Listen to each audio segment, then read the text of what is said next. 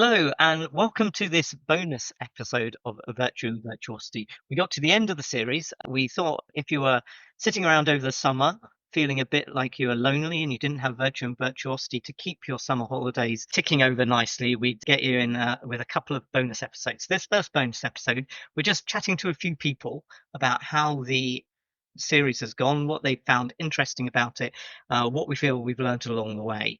And what better place to start with this than where the series started right at the very beginning with Tree Hall, CEO of Charity IT Leaders, who is joining me now. Hi, Tree. Hi, Stuart. Thank you so much for inviting me back. Well, thank you so much for being our first guest introducing the series right at the start. And thank you for agreeing to come back at the end now to just reflect a little bit on what we've heard so far. So I've got Tree here. We're going to hear a little bit from Tree. I also have in this episode, we've got some reflections from Arti Sharma, who's the Chief Executive of Nurture UK. And also we've got Sian Prime from the NSPCC. But first of all, I just wanted to ask Tree, did you find the series interesting and were there any particular highlights? Oh, this series, I think, and I'm not just saying this because I'm on a call with you, I think the series has been fantastic. And I really hope that you are going to do more of these, potentially on AI, potentially pick another topic, because the diversity of thought, of experience, of organisations that have been represented has been fantastic. And the fact that you've been able to pull in so many great people to talk about AI and their experiences with it and how the sector can be learning, I think has been fantastic. And I'm sure that a lot of listeners will have taken some really key points from all of the different episodes. That's great to hear. And always what I was trying to do when I created this was to start building up a community. I know we've got so many experts out there in the world of charity technology. I started wanting to build it as a force for good, a community of people where there were some ideas that could start to develop and people could start to share knowledge amongst charities. So it really sounds as if we've hit the mark there. And initially, any first thoughts, any particular things which you really like? Well, I love the fact that so many organisations are trying different things, and it's been great to hear from people like John Fox at Alzheimer's was talking about the way that they're testing AI with their supporter helpline, not with their beneficiary helpline, with people who are actually potentially vulnerable and impacted by Alzheimer's, but with their supporters. And the fact that they're going to be doing that and using that data, I just love that people are seeing really practical applications for AI and ways that AI can help them make their organizations better. And the fact that they're doing that in a really sensible, pragmatic, ring-fenced way, that they've got a really clear pathway of how they want to use the data, that feels to me like the most positive possible way to start using AI. There's a clear purpose, there's a clear benefit, but it's ring-fenced, the guidelines are in place. And that thread seemed to come through the way a lot of your guests were talking about how their organizations are testing AI and how they're looking at use cases and different ways that AI could benefit their organizations. And I loved hearing about those test cases and different use models being developed. Yeah, it was a really good case study. I recorded that one back in April. So I'm definitely going to have to go back to John and find out how they progressed there because I know things have progressed. And as I've been doing this series as well, I've heard lots of other good case studies in other charities as well. Many of them hopefully are listening to this, but I haven't yet managed to persuade them to come on. But there will be a season 2 of this, so there's always an opportunity to get people on. Okay, what we're going to do is have a listen to a couple of other people who've got some thoughts on it, and then we'll come back and you and I can then think about broadly the series and wrap it all up. Tree, if that's okay, are you okay to stick around and we'll have a chat in a minute? That sounds great. Thank you.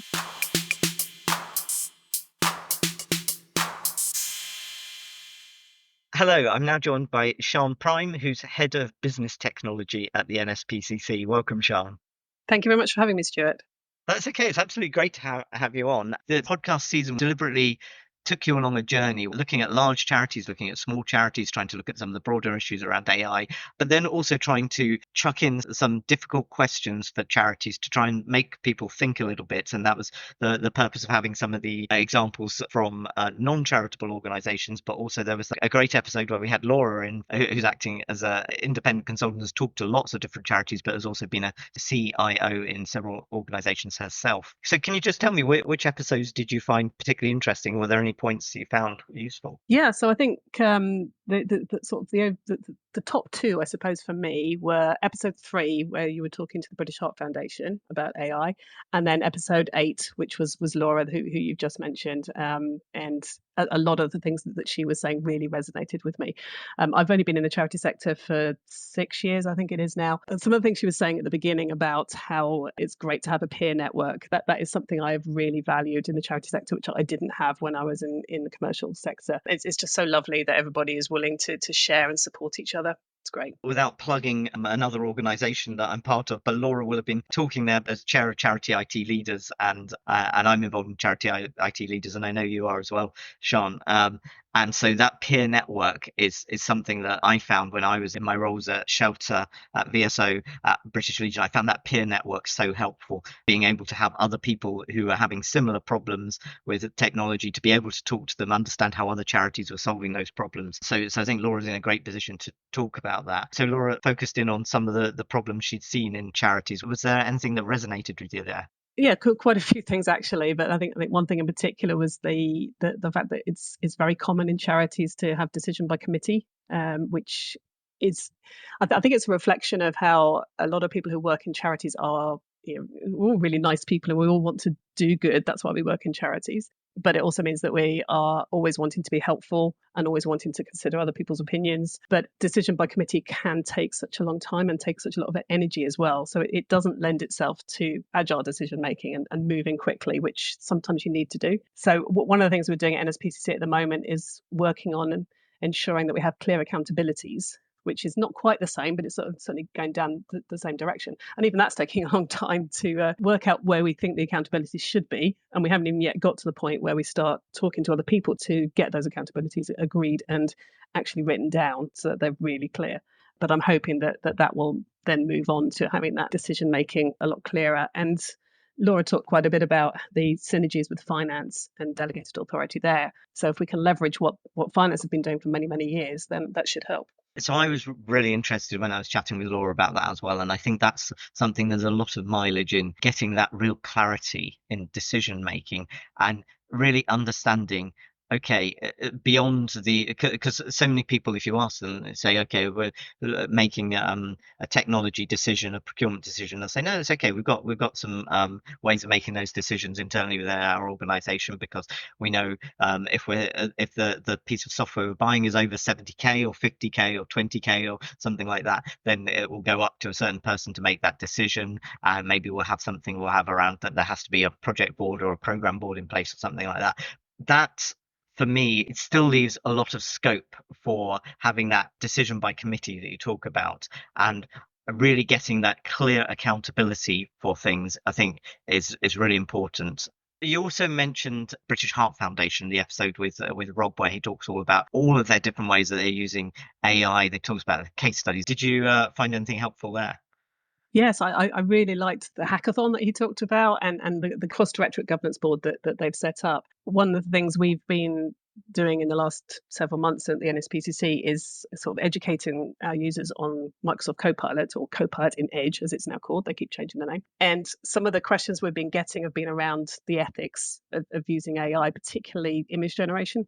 And we haven't at the moment got a forum in which we can discuss that and agree what is our position. What should our policy be? I think when Rob was talking about their governance board, it was memory. It was sort of two parts to it. One was on that sort of the policy aspects, the ethics aspects, and the other one was around use cases and prioritizing what all the great ideas that people had.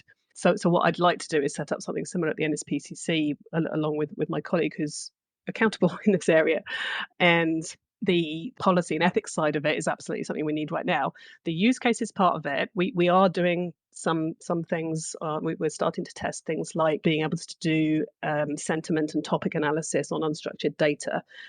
But we don't have the capacity at the moment to take on lots of different things. So I'd be a little bit worried there that we'd be opening the floodgates and generating all these wonderful ideas that we then didn't have the capacity to support. That's partly because we're doing 2 big transformation programs at the moment, and we've got a lot of what we call BAU roadmap, which is, again, what Laura was talking about in her episode around maintaining the health of your systems. So we've got a lot to do there too. So there's a balancing act to be made there, I think.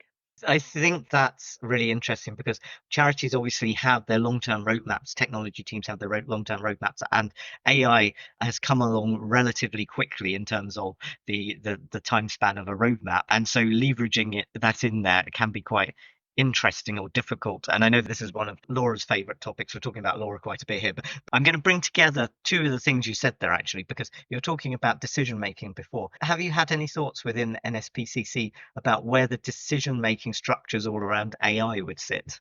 Not explicitly, I'd say, not yet. So when it comes to some of the tests we're doing with AI more generally, a lot of that is within our big transformation programs. So the decision making is within those programs. When it comes to things like Copilot in Edge, that's really been driven by our executive board saying, hey, this is out there. People are starting to play with ChatGPT in their home lives, for example, and also in their work lives.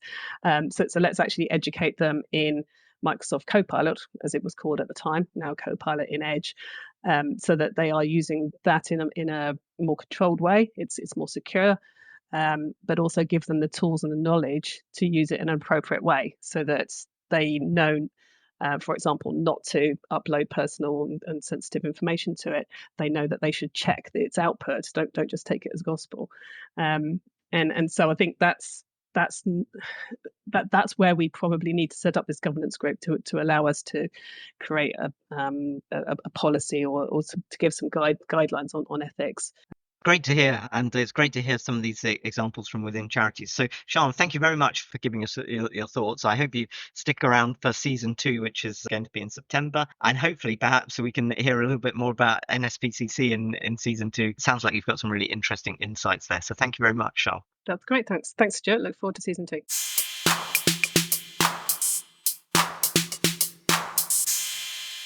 And so next we have Arti Sharma, who's Chief Exec of Nurture UK, and who's been a regular listener to many of the podcast episodes. Hi, Arti. Hi, Stuart. Nice to be here. Well, thank you very much for coming on. And I noticed that you'd listened to a few episodes because you passed a few comments during this season. Were there any episodes you particularly enjoyed, or any things you took away from any of the series? Yeah, I think it was episode 8 with Laura Dawson. And she really talked about how we need to really professionalise tech in the charity sector. And I found that quite interesting because we often forget to do that in smaller charities in terms of when she's talking about professionalisation. For example, at Nurture UK, we've got one person who does a bit of everything, and it becomes a sort of a sub part of their role rather than it's a full-fledged professional individual who's focusing on tech, for our particular needs. And I found that quite an interesting way of looking at it.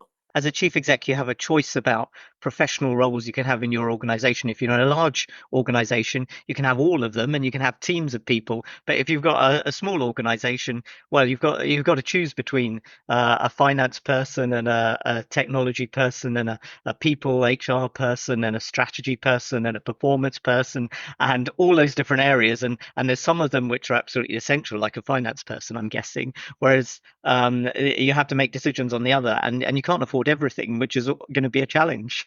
Yeah, and I think that was one of the things listening to her was that there's some great innovation and great principles and processes that she was saying that we should do in the charity sector to really move ourselves in time and the way the commercial sector is. But it's really difficult to do that in a small charity because you've got a finite budget. You need to have roles that can sort of do 2 or 3 things at once rather than just one thing. But I absolutely agree that we need to professionalise it. I think the smaller charities will be way behind that. We have the will, but we don't have the means to get there.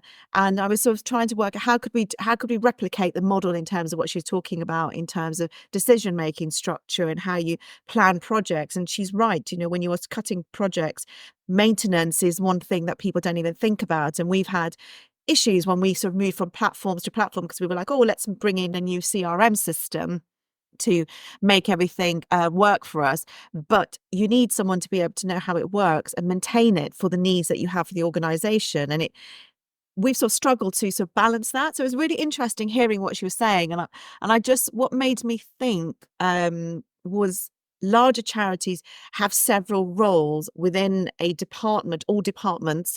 Rob mentioned that they have a working group because there's a tech person in the marketing department and in the fundraising department, in the medical department, and then there's a separate technology department, and they can all get together.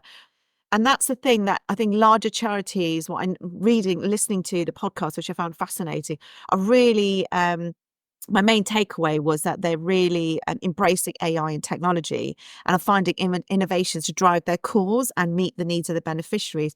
But they've got the people, it seems, the capability, the capacity, and the bandwidth to do that, and we can't do that in a smaller charity. And I was trying to think, well, how could small nuggets of things that they've utilized and done, we could do that?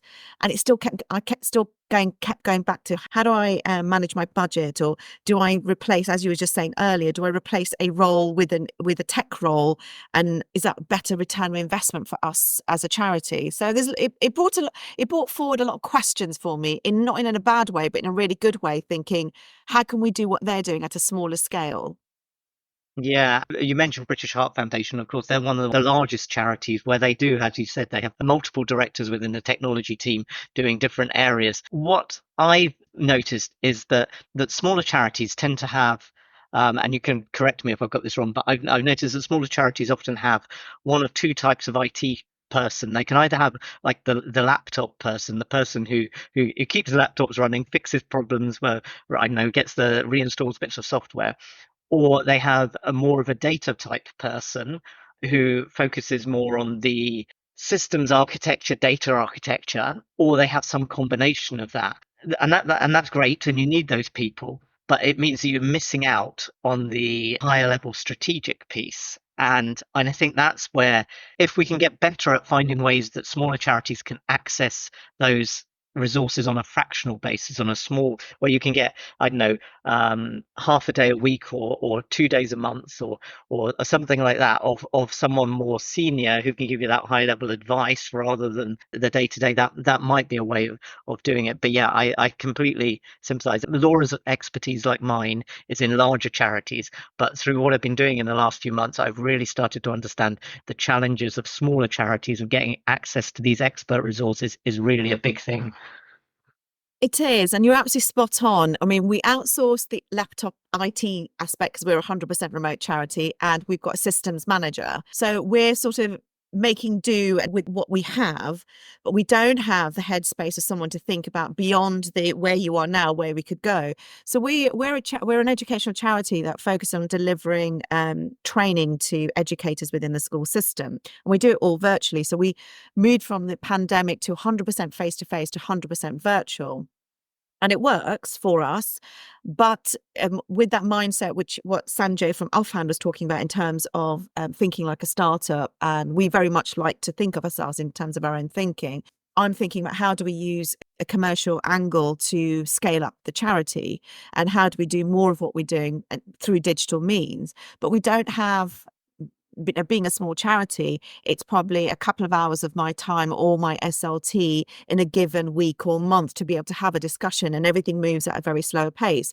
We're quite lucky at a board level. We do have a trustee with tech and digital experience, and we're able to utilize, their expertise for where we are now. And I think, I can't remember if it was Rob from British Heart Foundation or Laura mentioned how some projects take ages to move forward because there isn't anyone to drive that sort of innovation. And we have our sort of really positive discussions with our trustees, but we can't really move forward because we don't have the capacity internally to drive it forward. And so that's always a bit of a difficulty for us. So we are those, I suppose you rightly assess that we are that small charity that is fixing a need with what we have now, but we can't think about the future. But even though we want to think about the future, we just don't know where to start. I think that's one thing I learned from the episode, was you don't know what you don't know. And as I'm hearing the large charities and talking, them describing scenarios that they've been through and how they've adapted, I'm thinking, actually, could we take elements from that? And I really like the idea that when Karine was talking about smaller charities actually being at the table, because a lot of these discussions at government level or tech companies, the larger charities are there and they've got the language and the know-how, but the smaller charities, we want to know, how do we reach our beneficiaries? How do we engage with our stakeholders? How do we become a sustainable commercial entity driving social purpose? But if we're not part of those conversations, we can't learn. So you're sort of self-learning, or you take things off the shelf and you don't know what you don't know. So I would love if there was a sort of wider sector-wide groups, working groups that supports smaller charities. And like when you said, if you could have a senior person's time, I mean, that would be so valuable to us to steer us. We want to embrace more AI and technology, but we don't know where to start, who to speak to, what is right or what's not right, what risks. We all talk about risk, and we're aware of that as a small charity. The risks, in terms of engaging with, making sure they're safeguarding. We don't directly work with children, young people. We actually work with the adults who work with children. But that sort of safeguarding the people that you're working with, and data protection. And one of the things that we get challenged in our own sort of charity, Nurture UK. It's about nurturing principles within, embedding that within a school sector, and we're all about relationships and a relational approach to education. So how would you balance that with AI and technology? Because it feels like how do you do relational without the human? And I think Sanjay from Offhand mentioned a sort of saying that we need to have AI technology with a human touch, but we're at the early stages of human touch with elements of AI technology. We're not there yet.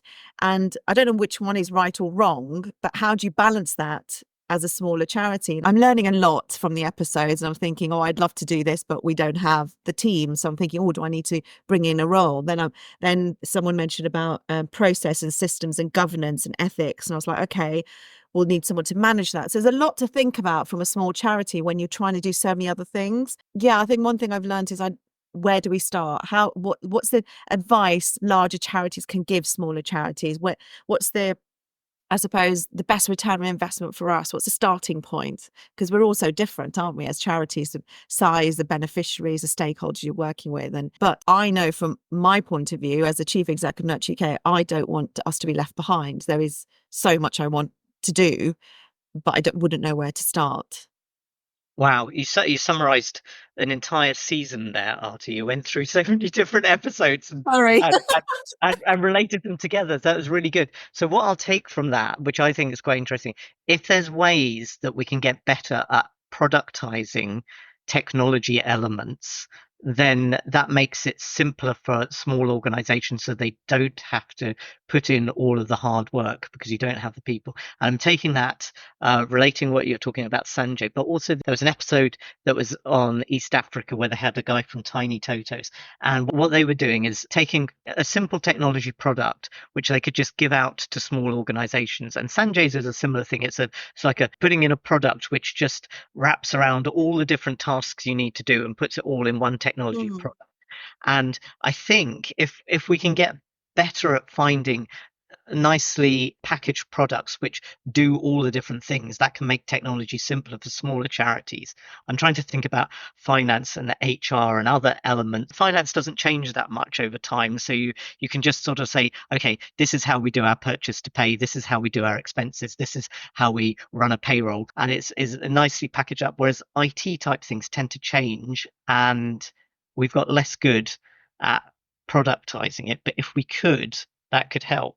I think so. I think that definitely could help, because just when you're thinking about giving the analogy of finance, it just made me think that's how we work, because we outsource our finance as well, and it just makes it much easier because we're using I suppose an off-the-shelf system to manage our sort of invoicing, etc. Because we're a trading charity as well, so we don't do any fundraising. We're 100% trading, so we have to think commercially to drive forward the charity. But there's lots of products we have that are, one is immensely scalable because it's already in an online platform. The others are not yet, and we're trying to work, how do we make that scalable? How do we use digital but also balance the human side of it as well, because you need to have that quality assurance and safeguarding when we're delivering the training. And that's the bit, and I think Sanjay talked a bit about, you still need to have elements of human, but there's elements of human error. But for me, you can still have tech error as well, because it's only as good as the information you put in, I suppose. And for me, it's like, how do we reach more teachers with our training to help to change a sort of fundamentally old-fashioned school system to a more relational approach? But we can only scale by being digital, which is a slight sort of contradiction for us, because we're not face to face. And for example, we're looking at our learning platform where our training is delivered, and it's very basic at the moment. We want to enhance it, but we don't want it to be fully AI delivering the training, or it's so far removed. There's no human element to it, because that sort of removes us from who we are as a charity. And that's, I think many smaller charities will struggle with how do you deliver, how do you stay engaged with your beneficiaries if you move and embrace technology. But no one's saying that they don't want to. I think the main barriers is capacity, financial, and capability. And sometimes you'll have to bring in 4 people to deliver that face-to-face something, as opposed to one person to oversee a whole system change. And that's a real sort of difficult balance. And those are live questions that we're dealing with at now at SLT at board level. And there's clearly a wealth of technology out there, but I think we need to find a way of bringing innovations that are happening at larger and the live business problems that smaller charities have, and bringing that together so we can sort of draw from each other, as opposed to a smaller group of people continually moving forward, because that digital gap is going to grow then, and it doesn't become inclusive, because then the charity sector then becomes further segmented, like it's not very inclusive, where only a small group of people have access to the technology because they've got the budget and the capability, but there's a whole 65% don't have access to it because they're small, but they want to. You're so right there. And the larger charities all have large digital teams who can really concentrate on that user experience. So what you were saying about trying to make things relatable and human, keeping the people in there. The larger charities have the capability to do that because they have large digital teams that can keep testing user experiences with different people to try and make it as inclusive to everyone as they can. But when you're a smaller charity, that just takes lots of resource. What I'm hearing is that digital building blocks that you can take off the shelf and put together and fairly simply come up with good solutions would help a lot. But there's something in there, I think, which I've been hearing from a few people, is the idea of some sort of open source building blocks around technology and digital, which smaller organizations can fairly easily take these different building blocks, get in an expert consultant or something like that to plug them together quite quickly and give them a deliverable product that works. That would be a big step forward. But that sort of stuff doesn't exist. But I'm mentioning it now because I know that people listen to this podcast, and someone might listen to this and say, oh, just a sec, there is stuff we've got there, or this is something we could work on. So that's a shout out to anyone listening to this. Yeah, I mean, that would be really helpful. And I mean, there are many charities like mine. We're sort of small charity.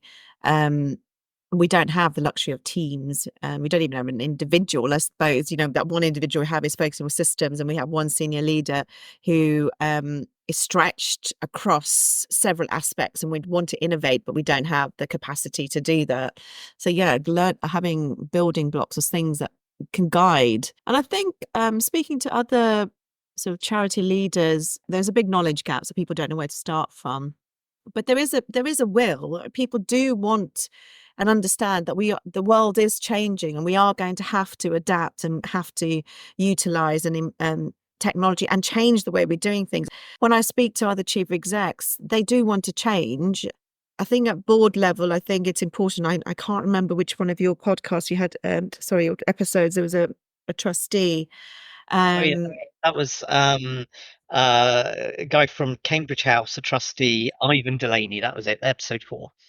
And about the sort of skill level on the board, and the board being sort of open to that change. And I think we're quite lucky at Nurture UK that we do have a board member. We're actually actively recruiting for 4 new trustees, one which we're looking for additionally for another product tech AI experience, because we know that's a direction that eventually we will have to embrace. We work in the education sector currently.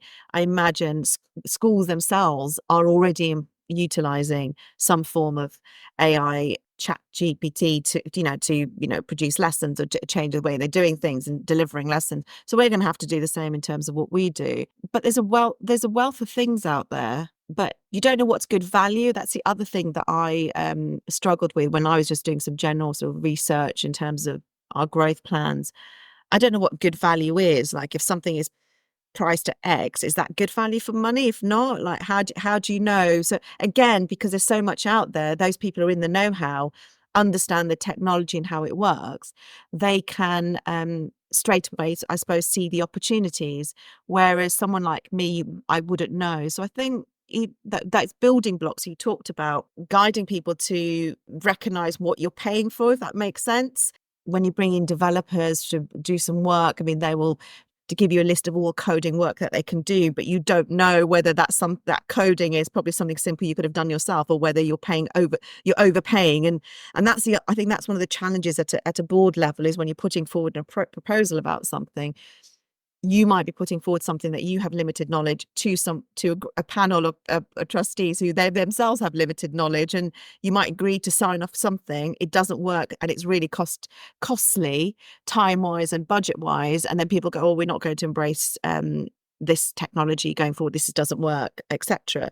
So even that, I think that building block needs to have some sort of level of guidance about value of money and what you're supposed to be looking for or signing off. But then I suppose it goes back to professionalizing technology. Like, you need to have the right people within your organization making those decisions and bringing forward and taking the charity forward. All of the will is there. I don't think people's budgets allow that to happen at this stage for smaller charities, what I'm talking about. Arti, you've given me way more insight here than I was expecting. Was there anything else you wanted to mention? All I was going to say that I think I've really enjoyed listening to the episodes and learning from the larger charities, but I think it'd be great going forward as you have a mixture of more smaller charities and seeing what challenges they may have faced, but what solutions they've brought into their own charities to move forward. And I think that'll be helpful for charities like Nurture UK, who were sort of at the early doors stage and learning from like for like, as opposed to looking up at these large charities and thinking, oh no, we can't afford to do that. So I think that would be really great. Otherwise, I've really enjoyed chatting to you today. Oh, fantastic. Well, I think you're going to enjoy season 2, because the theme of season 2 is going to be around making technology work in small and large organizations and getting the right teams and looking at the combination between transformation, data, digital technology, and AI, and what this means in the world we're just moving into. So season 2 is going to start in September, and listen out for that, because we're going to do a whole theme on that. So thank you very much for joining me, Arti. It's been really great chatting to you, and good luck at Nurture UK. Thank you very much, Stuart. I really enjoyed today.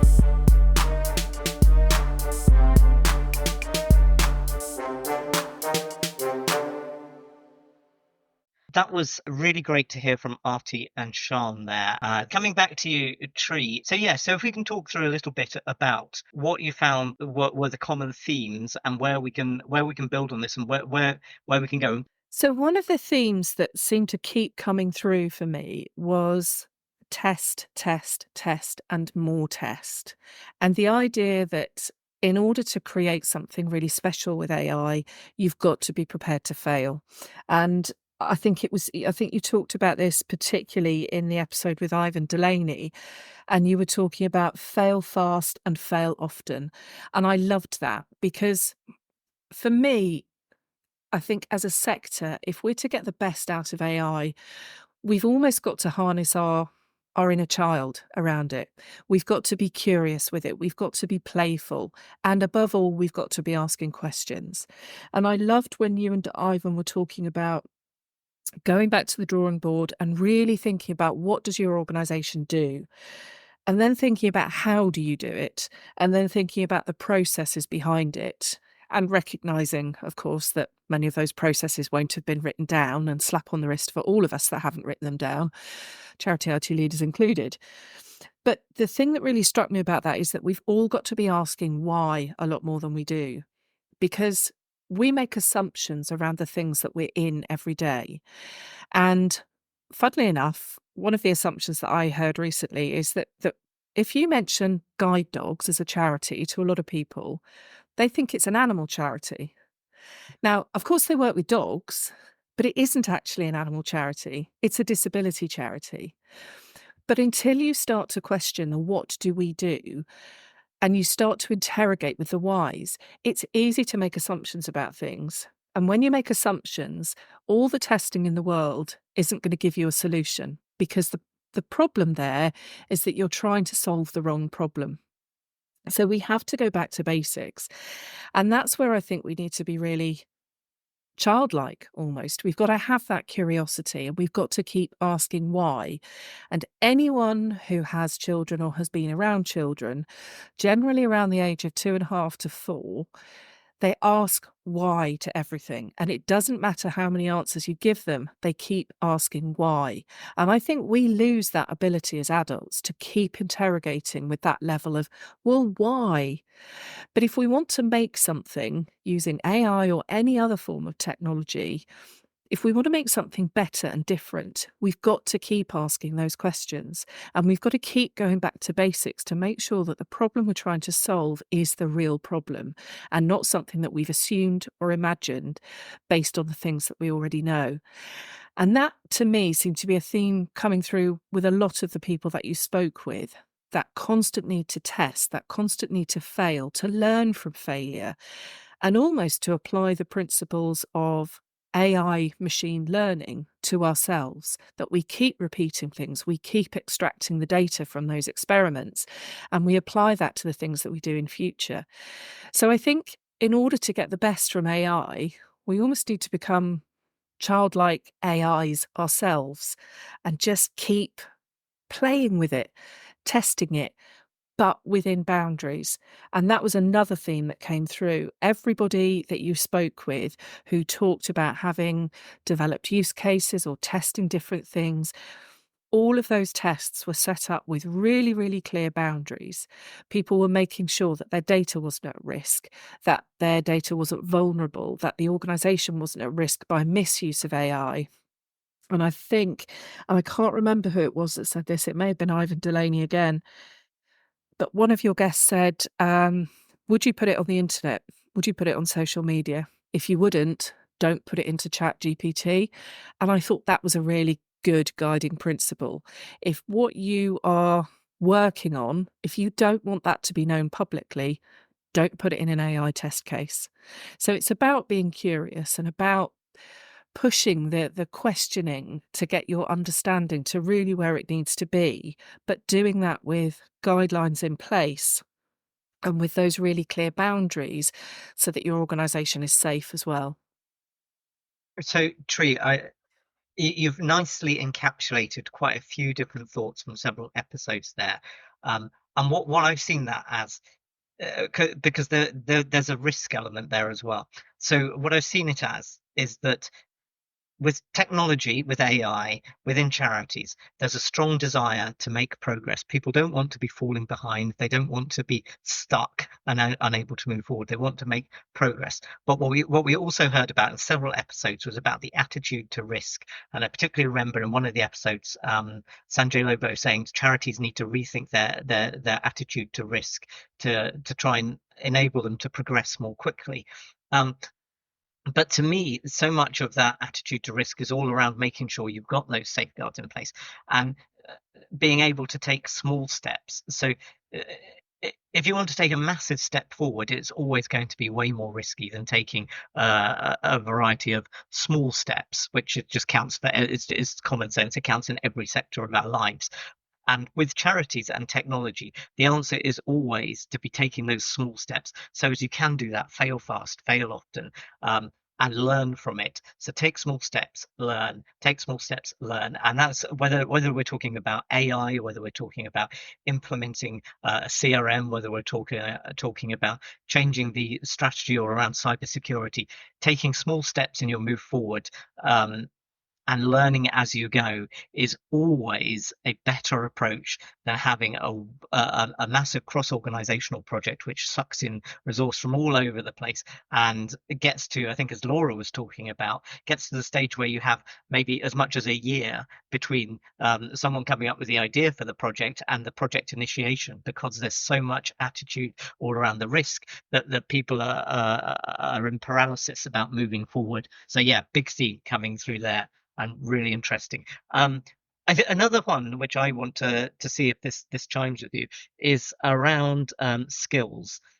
So one of the things we heard around during this series, we've had the Charity Digital Skills Report come out. We've had some things come out through Charity IT Leaders, and they have a lot of thoughts on the skills or the challenges accessing skills within the charity sector. Have you had any thoughts on that, and where the podcast has gone on that? Yeah, absolutely. And I think what's really interesting is that the themes that have come out through the Digital Skills Report and through Smart Desk have also done a charity technology leaders survey, and they've produced a report on that for the last couple of years. And I think it's interesting that some of the key challenges identified there have been pulled out really eloquently by your guests throughout this podcast. And the skills, or the lack of skills at the top of the shop, is something that is being echoed both in these surveys and by your guests. And I think what we're seeing is that AI has almost created an entire cohort of non-professional AI professionals, if you like. And by that, I mean people who are not in technology or digital teams, but who have read about AI, who are using AI personally, or who are reading about, the latest advancements with ChatGPT or with Copilot or whatever, and who consider that they know everything about AI because of that. And they are leading the charge, if you like, for AI implementation in their organization. But the real depth of technical skills and technical knowledge is not being seen at the top of the table in many organizations. And it's frustrating that we are still seeing so many charities, and not just charities, it's commercial organizations as well, but so many charities where digital technology leaders are not having that seat at the top table. And that's a real problem, because it means when your executive team, when your board don't have those skills, and when you haven't got your senior leader in your organization at that top table, you haven't got anybody with the skills and the knowledge and the understanding of how digital technology can impact an organization, how it can drive change, how it can drive improvements. You don't have somebody there advocating for it with all of the breadth of knowledge that you need. Very often, people who are not technology specialists see investment in technology as something optional, but it really isn't an optional extra. Laura talked really eloquently about the as-is situation, about maintaining your organization's technical infrastructure, and the fact that in order to keep it operating at optimal levels, you've got to invest in it. You've got to keep bringing it up to speed. You've got to keep maintaining it. And yes, there will be times when you need to, replace all of your laptops and so on. But laptops are quite visible in terms of that investment. The infrastructure that you don't see still needs investment.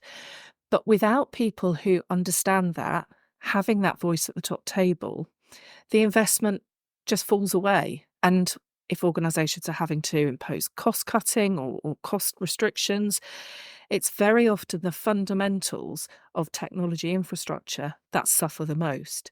And I think that's a real problem.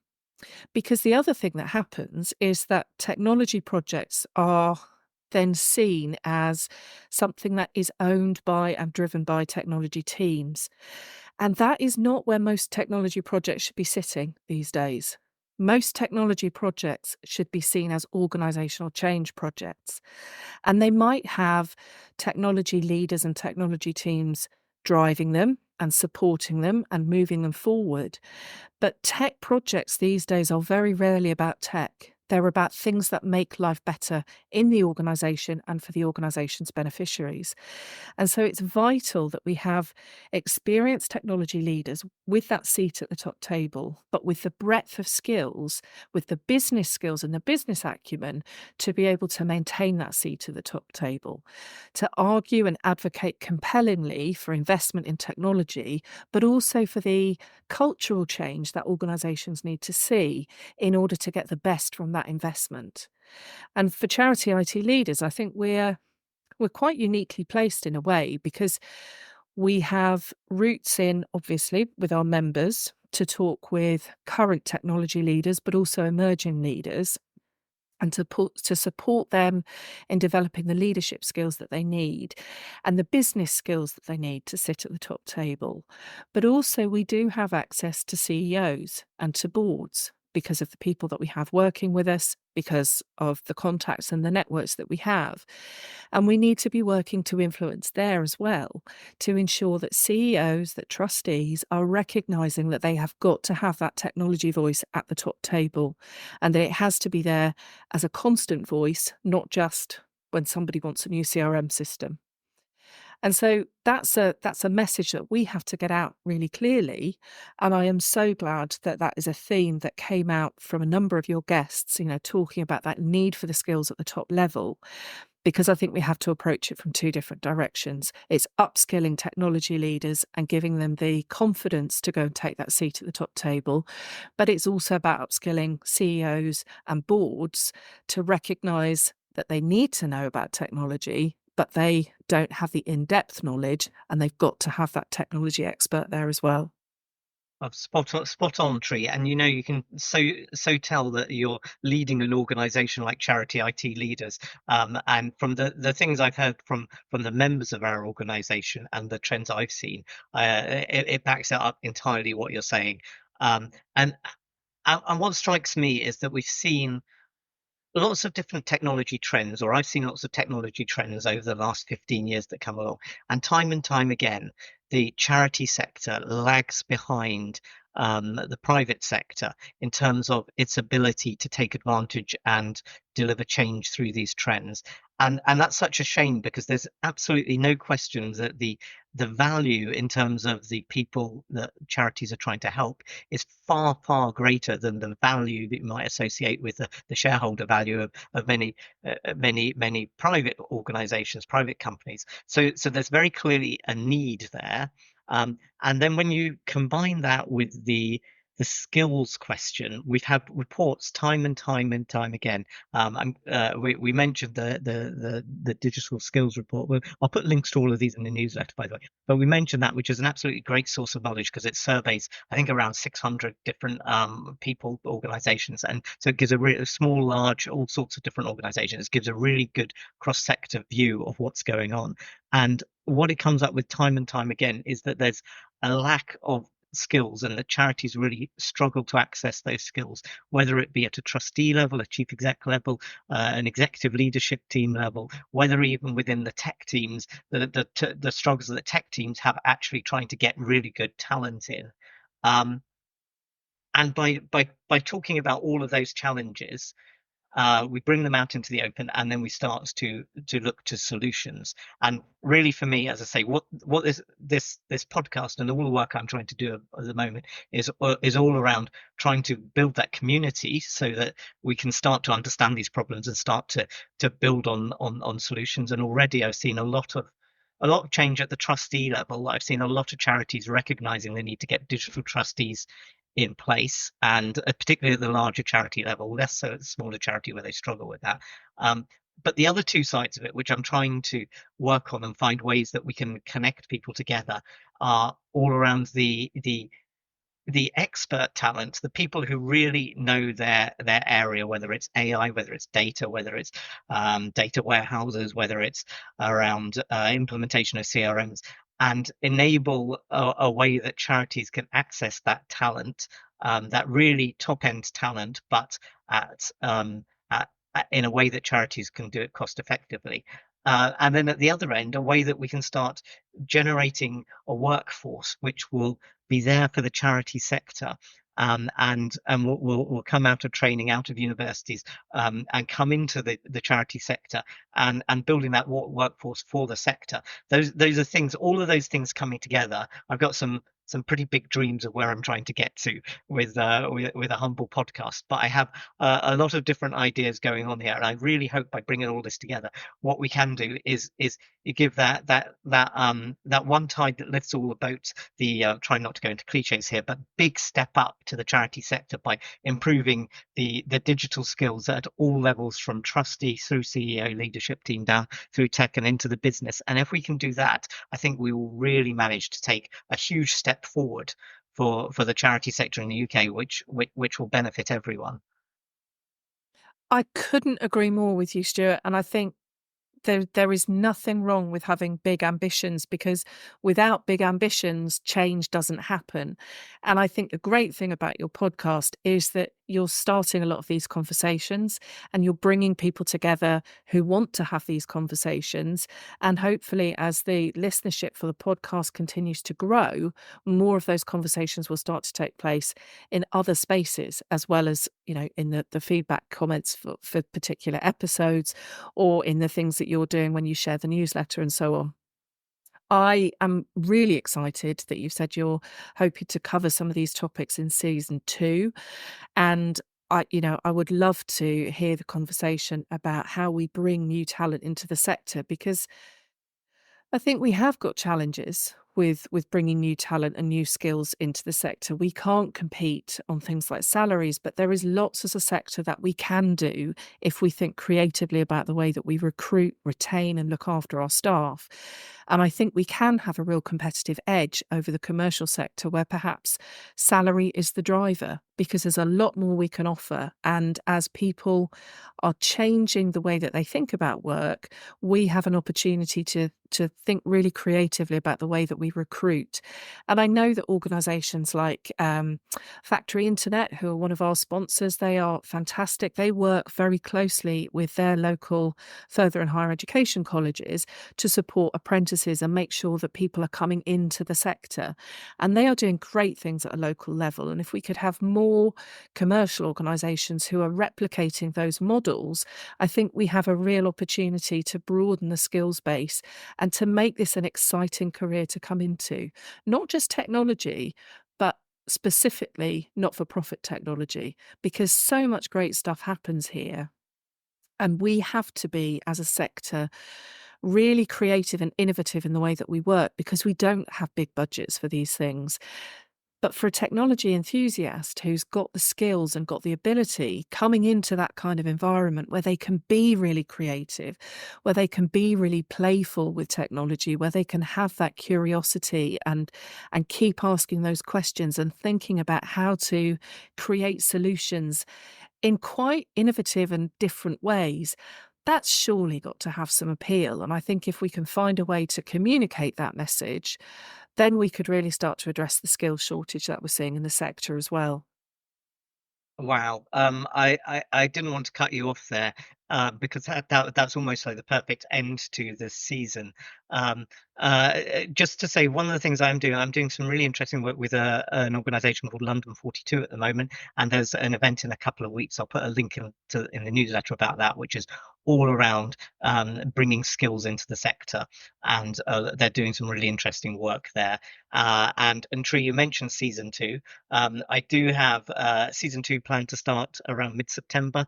I've already got 6 guests lined up for season 2, but I'm really looking for some other interesting stories. So please, if you're listening to this and you want to be on it, if you've got an interesting case study to talk about in your charity, if you've got some thoughts on how charities can really move ahead with technology, we're moving the spotlight slightly off AI into a more general technologies for season 2, and how charities can succeed. So if you have any thoughts on that, please do get in contact with me. I would absolutely love to have you as a guest, and you can see the fame and fortune that's come to Tree as a result of this, and all the other guests. I'm joking, of course, because it's a good podcast, but we're not yet on Radio 4. We're not up with some of the other big podcasts where we have millions of listeners, but perhaps that's what will happen in season 2. So, Tree, thank you very much for topping and tailing season 1 of Virtue and Virtuosity. It's absolutely great having you on, as well as so many guests. I'll just try and list them all. John Fox from Alzheimer's Society, Katie Muller from the National Trust, Rob Way from British Heart Foundation, Ivan Delaney from Cambridge House, Karen Woodley from the Race Equality Foundation, Yannick Henricks from Tiny Totas, Liz Gupta from BRAC Tanzania, Sanjay Lobo from On Hand, and of course Trevor Gordon from Save the Children. Also, thank you to all of my co-hosts, Mary O'Callaghan, Ivan Wayrand, Pratisha Katecha, Laura Dawson, and of course Tree Hall from Charity IT Leaders. Hopefully you'll join us again for season 2, which starts in mid-September.